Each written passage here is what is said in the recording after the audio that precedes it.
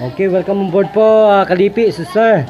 Nasaan na po yung inilapit natin sa ating programa, Kandungan Bayan Sagip Kapwa Operatives, na inyo pong salamin na to ay nahirapan kayong makabasa at makakita. Nasaan na po at kahit na po ngayon ang inyong apo, pati inisa, kuto, nakikita na ninyo. Gano'n po katotoo yan? Totoo po. Kasi Ay, ganun. nakita ko na po yung lisan ng apo ko. Eh bakit kanina po para kayong nagagalit na sa akin ang beauty ninyo? Ibang updi, hindi ako nagagalit. Ay, na-updi pala ang beauty natin. So, ilan taon po na kayo inaalian ng ganito ang hina ng inyong vision ng mga mata na ito? Ano, ilang taon nang Humihina po at nagsasalamin na kayo. matagal na. Oh, mga 5 taon po yun, ganun. 10 taon, ganun. Diyos ko. So, ilan pong minuto kayo na pagaling ng Diyos?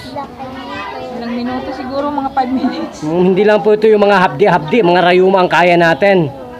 Ang kaya po natin, yung kaya ni Rizal. Ibig sabihin, yung utak po natin, Dr. Jose Rizal ng Bansang Pilipinas. Hero. Oh, national hero daw po yan eh. Yun. Kaya po yung mukha ko, baka national na rin hero. Ganun po. Magpakilala po, ano po ang tunay na pangalan ng beauty natin? Ako si Milagros Antolin. Antolin po. So, ilang taong gulang ang beauty natin? 64 po. 64. Ngayon po kayo nakasaksi at nakabalita at nakadama at na-witness ninyo po ang bilis at bisa ng ating produkto ng medikong ito. Okay naman, maganda naman. Pero bakit parang ang daling nawala? Eh, sa Diyos po. Ano po ba ang Diyos? Diyos? Ay, nasa langit po yun. Kaya po kung gaano po siya katalino, ganun din po dapat tayo gawin. Kasi po, dasal ng dasal tayo, hindi natin alam ng righteous po. Diyos, ay bakit po maghintay tayo ng segundo? Kung kaya po ng kisap mata, tama po ba yun? Tama. Okay. So magpasalamat na po kayo sa ating pong programa. Sige po. Magpasalamat na po kayo. Ano po natin, susunod yan ng ating kapatid. Magpasalamat na po kayo. Salamat. Yan po yan. Yan po si Tony Falcon pati. Idinilagay ninyong gamot sa mata ko. So, Luminaw ng ganun yung po mata ba? ko. Oo. So ano pa po ang idadagdag natin? Saan po ba kayo galing probinsya nito? Saan ako galing? Tacloban. Ay sige, magtakloban po kayo Leyte. Oo.